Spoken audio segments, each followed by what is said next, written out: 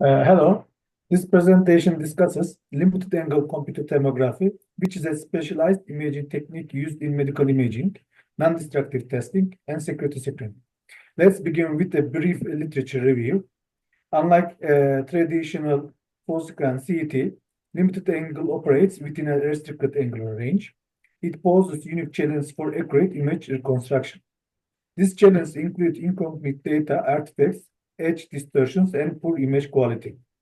Traditional methods like filtered back projection and iterative reconstruction don't do as well as they could, and the results aren't as good as they could be. Move please. Recent advancement in computational methods, particularly deep learning and hybrid reconstruction frameworks, have made significant strides in overcoming these limitations. New methods like diffusion probabilistic limited angle CT reconstruction and cross-domain residual optimization-based structure strengthening have been developed to improve accuracy and quality. Hybrid techniques like deep image pre-read combines convolutional neural network with regularization methods to deal with these noise and artifacts.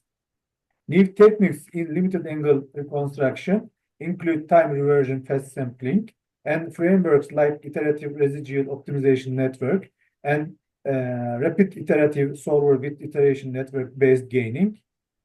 Future improvements to encoder-decoder CNN will be optimized reconstruction pipeline. And high-resolution dataset will allow researchers to compare new ideas and explore solutions for practical issues like angular limitations and real-world noise factors. These efforts will help create more reliable and efficient pipeline for limited angle computed tomography applications. Now I am leaving the floor to my colleague Enes. Hello, everyone. In this study, we investigate three fundamental methods, which are filtered back projection, iterative reconstruction, and deep learning. Filtered back projection is the fundamental method. It gives good results if the sinogram has full angles. However, if we have limited angles, filtered back projection results significantly gets worse. Hello everyone. Iterative reconstruction is an alternative to direct methods like filtered back projection or some deep learning methods. Instead of computing the image in a single pass, iterative reconstruction starts with an initial guess, maybe a uniform or zero image, and simulates what the projections would look like for that guess. We compare those simulated projections with our real measured data, figure out the difference or error, and then update the image accordingly. We keep iterating through this cycle, forward projecting, measuring error, back projecting corrections, until our image converges or reaches a certain level of accuracy. There are various iterative reconstruction algorithms, each with slightly different ways of calculating and applying updates. But all of them share the basic idea of iterative refinement, which can especially be beneficial when projection data is sparse, limited, or noisy. And next slide, please. Iterative reconstruction has several advantages over simple filtered back projection. First, it tends to be more robust when projections are limited or noisy, because each iteration refines the image using all available information. It can also incorporate constraints, like smoothing or non-negativity, to further improve image quality. However, this comes at a cost. Iterative reconstruction is much more computationally expensive than filtered back projection, so it may be slow for large-scale or real-time scenarios. It also needs careful tuning of iteration counts and regularization to avoid amplifying noise or introducing new artifacts. Next slide, please. Compared to deep learning methods, iterative reconstruction doesn't require huge training datasets, which is great if you don't have them. But it generally can't match the speed or sometimes the reconstruction quality of a well-trained neural network, especially in complex anatomical cases. Still, iterative reconstruction remains a vital approach, especially in clinical settings where limited angles or those constraints make direct methods less effective. In 2023, there was a Helsinki tomography challenge, and in this study, we used the Winnick method from that study. In this study, a dataset is provided for the attendees. In this dataset, there were images of disk with holes in different shapes, as you can see in figure A. Also, sinograms of these images between 30-degree and 90-degree limitations have been provided.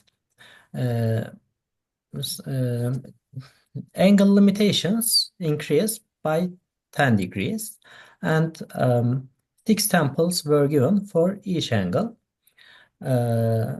This model is, since this dataset is quite small for training a deep learning model, this winning method initially created its augmented data using the provided dataset, then trained this model on this augmented data.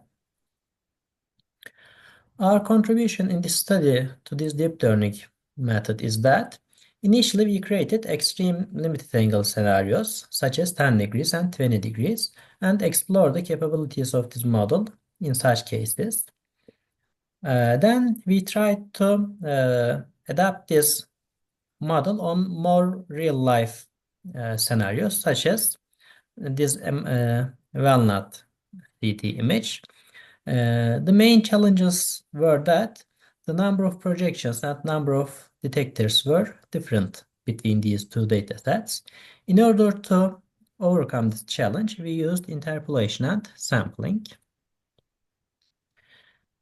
Here you can see the comparison between filtered back projection, iterative method, and deep learning. And on the right side, you can see the ground truth.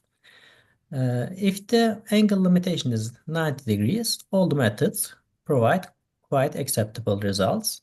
However, if we look at the 30-degree limitations, filtered back projection output is not really similar to the real object. However, iterative method and deep learning method provides good results.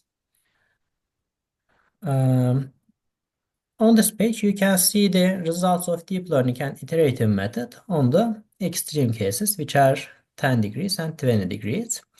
We see that while deep learning methods results are not so good for these extreme cases, iterative methods still provide quite good results, which shows the robustness of this method. And here you can see the quantitative results. For this, we used Matthew's correlation coefficient. And here you can see our results for this new data set.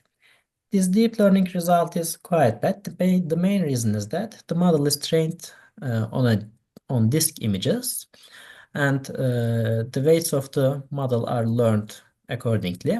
However, when we changed the phantom object, the model couldn't adapt well.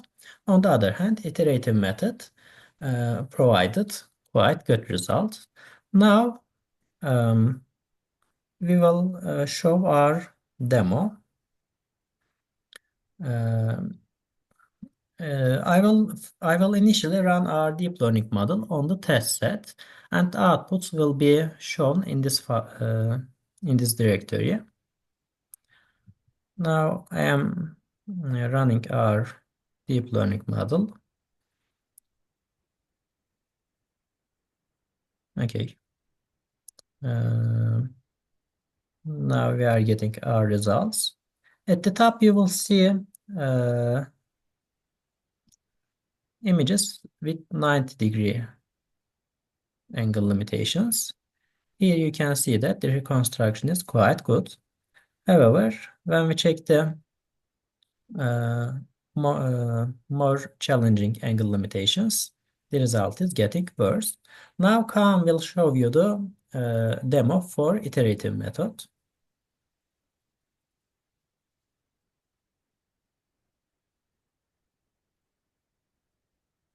And for iterative method, we scan our image for 10 degrees with 0.5 degrees in interval. So I'll run the code. And we keep number of iterations low, so the quality of the reconstruction will decrease. But if we keep the iteration count high, it would take close to a minute, and we have time constraints, and this is the result. Thank you. Thank you for listening. Thank you.